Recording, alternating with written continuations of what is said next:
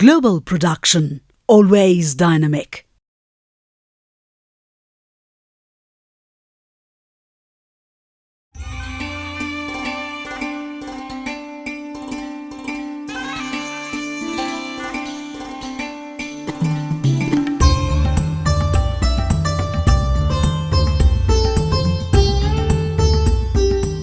प्राविधिक शिक्षा तथा व्यावसायिक तालिम परिषद CTEVT को स्थापना विक्रम सम्वत 2045 साल फागुन 12 गते भएको हो।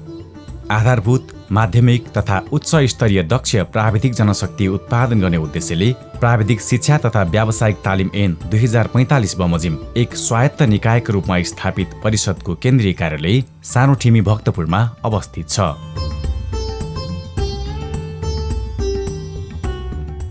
परिषदले प्राविधिक शिक्षा तथा व्यावसायिक तालिम कार्यक्रमहरूको विकास, विस्तार, समतामूलक पहुँच, गुणस्तरको प्रत्याभूति, पाठ्यक्रम निर्माण एवं परिमार्जन, सिपको स्तर निर्धारण एवं प्रमाणीकरण, पूर्व सिकाइको मान्यता, प्रशिक्षकहरूको क्षमता अभिवृद्धि, अध्ययन तथा अनुसन्धान र अनुगमन तथा मूल्याङ्कनका कार्यहरू गर्दै आएको छ।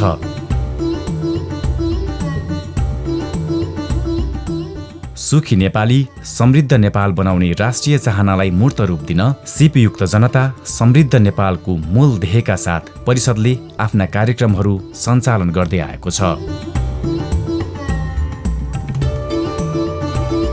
नेपालमा सन् 1930मा इन्जिनियरिङ शिक्षालयको स्थापनासँगै औपचारिक रूपमा प्राविधिक शिक्षाको अध्ययन अध्यापन सुरु भए पनि हालसम्म प्राविधिक शिक्षाको पहुँच 12% नागरिकमा मात्र पुगेको छ। यद्यपि पछिल्लो समय प्राविधिक शिक्षा तथा व्यावसायिक तालिमको आवश्यकता र माग दिन प्रतिदिन बढिरहेको अवस्थामा परिषदले आफ्नो पहुँच र सेवा विस्तार गर्दै आएको छ।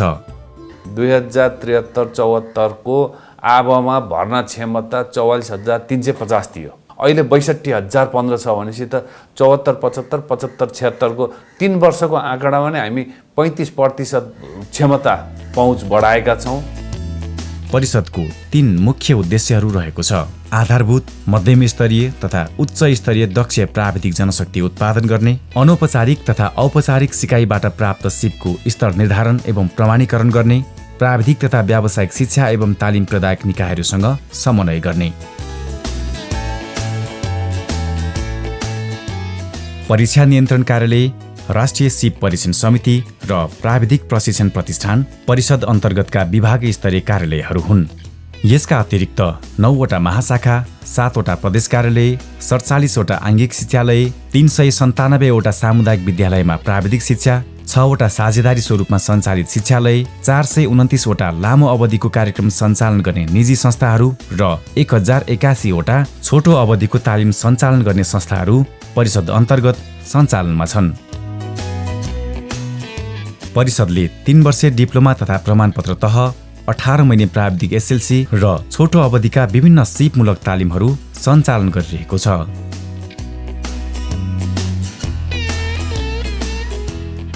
लामो अवधिको वार्षिक भर्ना क्षमता डिप्लोमा तहमा 28,248 र प्राविधिक SLCमा 33,767 जना गरी लामो अवधिको वार्षिक भर्ना क्षमता जम्मा 62,015 जनाको रहेको छ। 3 वर्षे डिप्लोमा तह अन्तर्गत 44 पाठ्यक्रम निर्माण भएकोमा हाल 38 वटा कार्यक्रम सञ्चालनमा छ। प्राविधिक SLC तर्फ 28 वटा कार्यक्रम विकास गरिएकोमा 25 वटा कार्यक्रमहरूमा प्रशिक्षण कार्य सञ्चालन भइरहेको छ।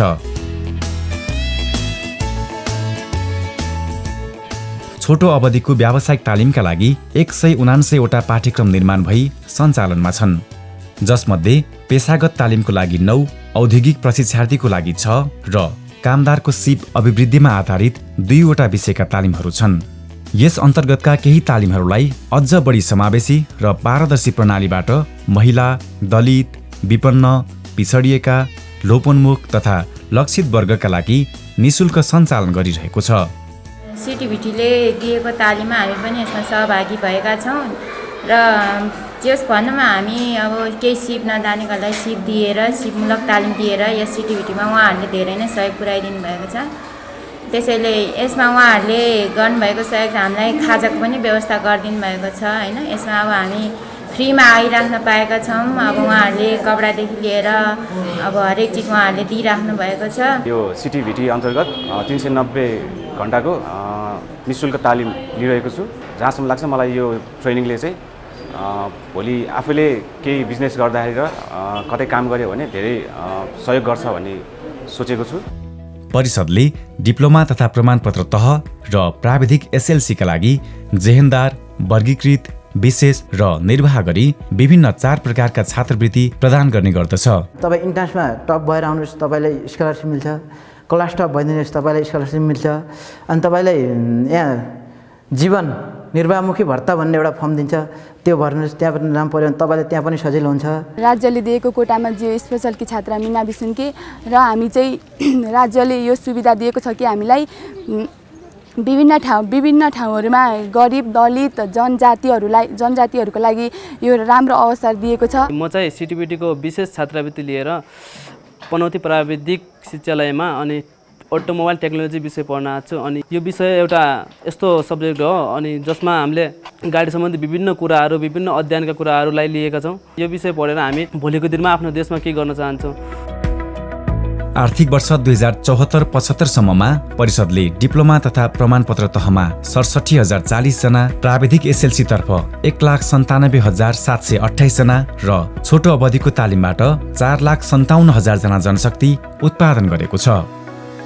हालसम्म उत्पादन भएका जनशक्तिहरू देश तथा विदेशमा उच्च शिक्षा, रोजगारी, स्वरोजगारी, उद्यम तथा व्यवसायमा संलग्न रहेका छन्। बालजु स्कुल अफ इन्जिनियरिङ एन्ड टेक्नोलोजीबाट 2068 सालमा उत्तीर्ण भएर त्यसपछि आफ्नो सानो व्यवसाय स्थापना गरेर गएँ। मेरो बालजु स्कुल अफ इन्जिनियरिङ एन्ड टेक्नोलोजीमा चाहिँ सानिटेसन डिपार्ट भन्छौँ हामी, त्यसलाई चाहिँ नेपाली प्लम्बिङ क्षेत्र भन्छ। प्लम्बिङ क्षेत्रमा काम गर्दै गएँ। त्यसपछि काम गर्दै गएपछि अब सुरुमा त अरूकोमै काम गर्दै गएँ। त्यसपछि आफ्नो छुट्टै व्यवसाय गरौँ भनेर सञ्चालन गरौँ भन्ने हिसाबले त्यसपछि आफ्नो कम्पनी स्थापना गरेँ 2059 सालमा। कम्पनी रजिस्टर कार्यालयबाट नेपाल सरकारबाट मान्यता प्राप्त गरेर त्यस पछाडि काम गर्दै गएँ। फेरि 2070 सालमा आएपछि फेरि अब आफ्नो कम्पनी भएपछि अरूलाई पनि स्वरोजगार दिउँ भन्ने हिसाबले सुरुमा 6 जना स्टाफहरू राखेँ। 6 जना स्टाफ राखिसके पछाडि आफ्नो कामहरू गर्दै गएँ। त्यसपछि सबैजना ग्राहकहरू र गुरुहरूले पनि अलिकति स्कोप बढाउँदै जाऊ, राम्रो छ भन्दै गएपछि फेरि कम्पनीहरू अहिले खडा गर्दै अहिले हाल आएर मेरो 10वटा कम्पनीहरू चाहिँ स्थापना छन्। 10वटा कम्पनी स्थापना अहिलेको स्टाफहरू चाहिँ 56 जना छन् अहिले रनिङ स्टाफहरू चाहिँ। र उहाँहरूले पनि मेरो अब ब्याकग्राउन्डमा रहेर राम्रो सहयोग गर्नुभएर अहिले यो स्थानसम्म आइपुगेको छु। CTEVT-ले चाहिँ विभिन्न खालको छोटो अवधि तथा लामो अवधिको तालिमहरू सञ्चालन गरिरहेका छन्। त्यही छोटो अवधिको अब आफूलाई कुन विषयमा रुचि छ त्यही छोटो अथवा लामो समयको व्यावसायिक हिसाबले त्यहाँबाट तालिम लिएको खण्डमा म जस्तै एउटा सानो स्थानबाट अहिले एउटा उद्यमी बन्न सफल भएको छु। त्यसरी नै तपाईँहरू पनि उद्यमी बन्न सक्नुहुन्छ। परिषदबाट सञ्चालित डिप्लोमा, प्रमाणपत्र तथा TSLC कार्यक्रमहरू अध्ययनपछि तत्कालै रोजगारी वा स्वउद्यम गर्न सकिने र उच्च शिक्षाका लागि समेत मजबुत आधार तय हुने भएकाले यस कार्यक्रमतर्फ SEE उत्तीर्ण विद्यार्थीहरूको अत्याधिक आकर्षण रहेको छ। नेपालको कन्डिसनमा हेर्दाखेरि डेभलपिङ कन्ट्री भएको कारणले जियोमेट्रिक इन्जिनियरिङको मात्रा धेरै कम भएकोले यसको स्कोप धेरै छ।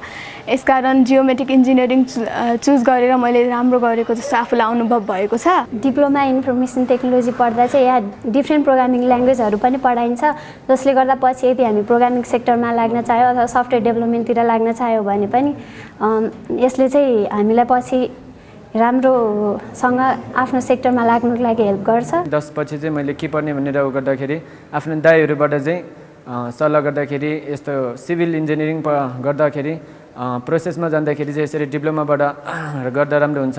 किनभने डिप्लोमा गर्दाखेरि चाहिँ प्र्याक्टिकल कुराहरू धेरै हुने भएकोले पछि अब आफूले ब्याचलर अथवा माथिल्लो स्तरको पढाइमा पनि सजिलो हुने भएकोले मैले डिप्लोमा चाहिँ रोजेको हुँ।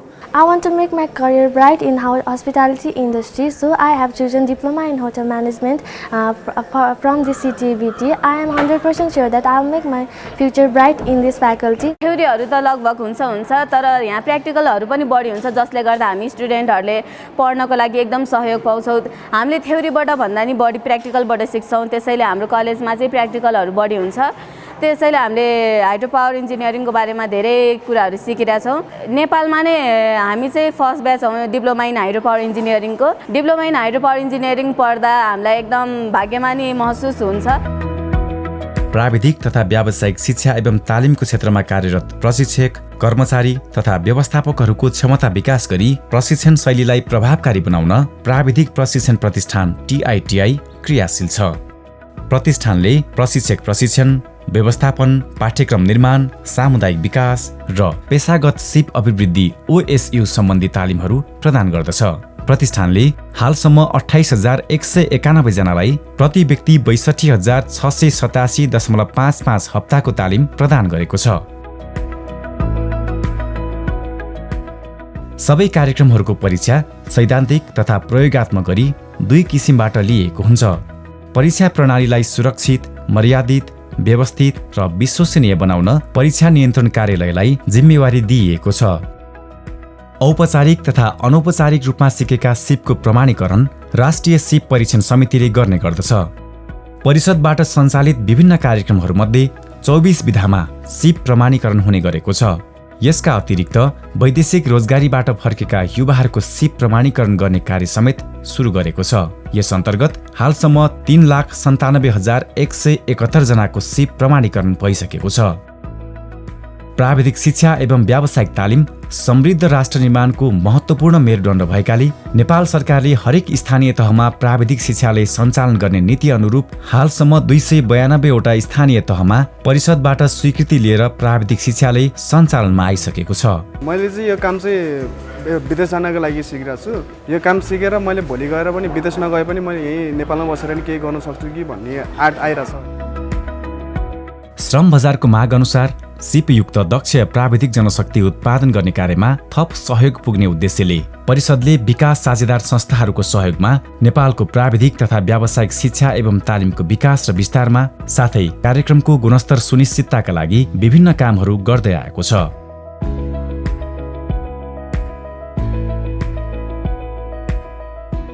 प्राविधिक तथा व्यावसायिक शिक्षा एवं तालिमको क्षेत्रमा मुख्यतः विश्व बैंक, एसियाली विकास बैंक, कोरिया सरकार, भारत सरकार, चीन सरकार, स्विस विकास नियोग र संयुक्त राष्ट्रसङ्घ विकास कार्यक्रमको सहयोगमा विभिन्न परियोजना तथा कार्यक्रमहरू सञ्चालनमा रहेका छन्।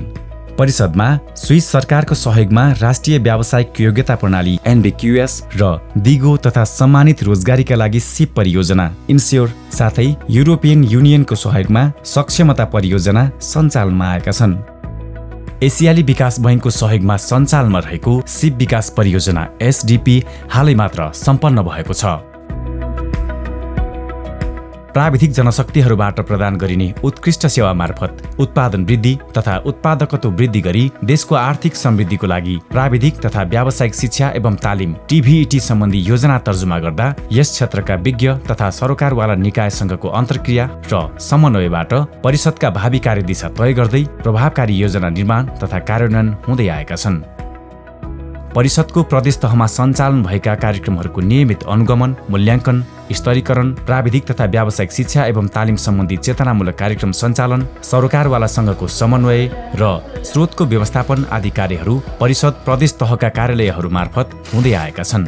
परिषदबाट उत्पादन भएका मध्यमवर्गीय प्राविधिक जनशक्तिहरू देश विदेशका प्रतिष्ठित संस्थाहरूमा कार्यरत छन्। सिपप्रति ट्रेडिङ प्रणालीमा CTEVT अन्तर्गत रहेका विभिन्न शिक्षालयहरूबाट चाहिँ विभिन्न जस्ता अटोमोबाइल, प्लम्बिङ, मेकानिकल, इलेक्ट्रिकलका विद्यार्थीहरू हाम्रोमा आउनुहुन्छ, काम गर्नुहुन्छ। विभिन्न हाम्रो देशभरि छरिएका 31वटा शाखाहरूमा काम गर्नुहुन्छ र काम उहाँहरूको चाहिँ हामीले चाहिँ कार्य सम्पादन हेर्दाखेरि उहाँहरू अत्यन्तै लर्निङ एटिट्युड भएको, उहाँहरूको बिहेभियर अत्यन्तै राम्रो भएको र स्किल्ड म्यान पावर हामीले पाएका छौँ र उहाँहरूको काम देखेर हाम्रा विभिन्न शाखाका चाहिँ वर्कसप इन्चार्जहरू, म्यानेजरहरू अत्यन्तै खुसी हुनुहुन्छ र उहाँ सँगसँगै हाम्रा ग्राहक वर्गहरू पनि अत्यन्तै खुसी हुनुहुन्छ।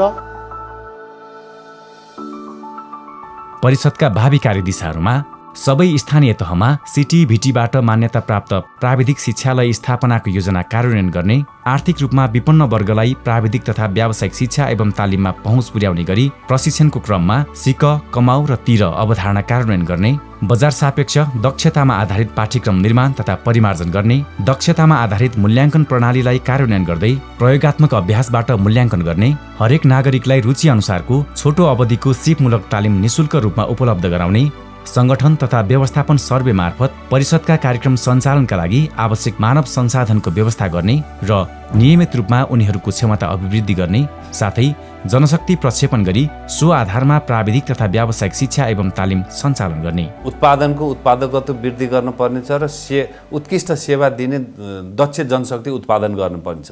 त्यसको लागि जनशक्ति प्रक्षेपण अब कसरी गर्ने भन्दा कुन विषयको दक्ष जनशक्ति चाहिएको छ, चाहे त्यो इन्डस्ट्रीमा होस्, चाहे त्यो सरकारी निकायमा होस्, अर्ध सरकारी निकायमा होस्, कस्तो विदेशमा जान्छन् भने कस्तो किसिमको सिक्ने हुन् हो त्यस्तो किसिमको जनशक्तिको प्रक्षेपण गरेर कार्यक्रम सञ्चालन गर्ने सोचमा हामी अगाडि बढिरहेका छौँ।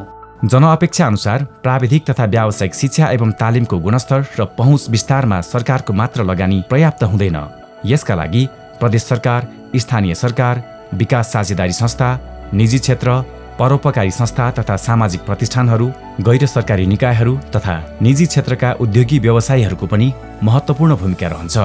तसर्थ भावी दिनहरूमा देशको सामाजिक र आर्थिक उन्नतिका लागि आवश्यक आधारभूत तथा मध्यम स्तरीय दक्ष प्राविधिक जनशक्ति उत्पादन गर्न सबै सरोकारवाला निकायहरूसँग सहकारी गर्दै अगाडि बढ्न परिषद सदैव प्रतिबद्ध र क्रियाशील रहनेछ।